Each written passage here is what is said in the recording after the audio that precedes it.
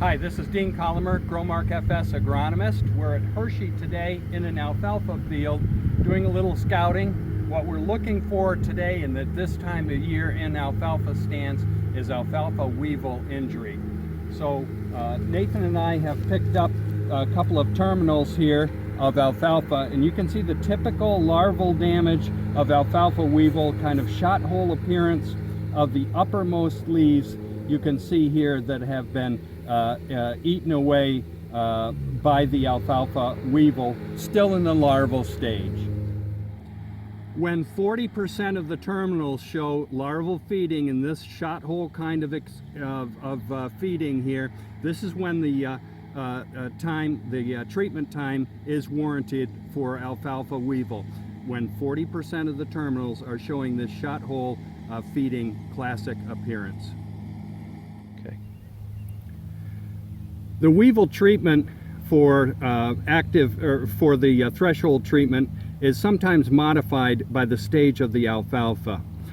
At this point, this alfalfa in the field behind us is at the bud stage. If Nathan, you focus nice and close there, you can see the enlarged bud here, the flower bud that's going to open in just a small number of days. And if I feel this, it's very clear that there's a solid bud there, and by feel I can detect that we're in the bud stage. So you just saw an example of what the bud looks like and feels like. You can feel that enlarged bulb at the top. That's the flower bud, and you can do that by feel rather quickly and get an assessment of what percent of the terminals of the alfalfa are at that stage of growth. So if you just squeeze, you can just simply feel which ones are in the bud and which ones are not, and then do a percentage of those that are those terminals that are at bud stage or not at the bud stage yet. And by the feel, it seems like a little bit less than 50% or so of these terminals are in the bud stage. So part of this scouting assessment is to determine the size of the alfalfa larvae and the stage of their development, because sometimes you'll want to modify your treatment of your control treatment of insecticide based on the size of the larvae of the alfalfa weevil. So in order to do that, I'm going to take some sweeps here, and typically you want to do 10 to 20 sweeps. Here today I'm going to take 20 sweeps, and then we're going to count the number of larvae that we have in those 20 sweeps to be able to determine the intensity of the larval infestation and also the size. So I'm going to start sweeping the 20 sweeps now. Here I've got a beating net that is quite a rigid handle that's suitable for this task in alfalfa that's quite dense. I'm going to sweep about halfway down the plant because the larvae are concentrated in the upper portion of the alfalfa plant, not deep down in, but in the upper portion. That's where I'm going to sweep.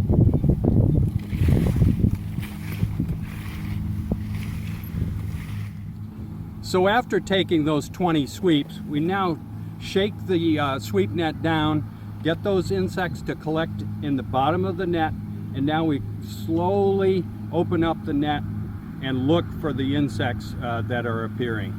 The alfalfa larvae, if we have any in here, are going to be green and very small worms at this point. I think probably on the order of 1/4 to maybe 3/8 of an inch long. So far all we see are aphids here.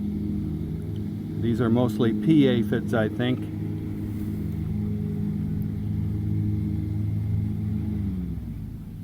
So far we haven't found any. There's one right there, our first one. See that Nathan is manning the camera here. See, this is an alfalfa weevil larvae. Only about 1/4 of an inch long, so quite small still. Here's another one right here. You can see it's green as well, and with a dark or black head. So that's the third one. Here's the fourth one. 5th, 6th, 7, 8, 9. It looks like we have 10. So here's a great example. See the white line right down the midline of its back, and a dark head or black head. And only at this point, only about maybe 1/4 to 3/8 of an inch long. So we have 9 larvae at this point. Hi, I'm Nathan Hikes with GROWMARK FS, continuing our discussion on alfalfa weevil.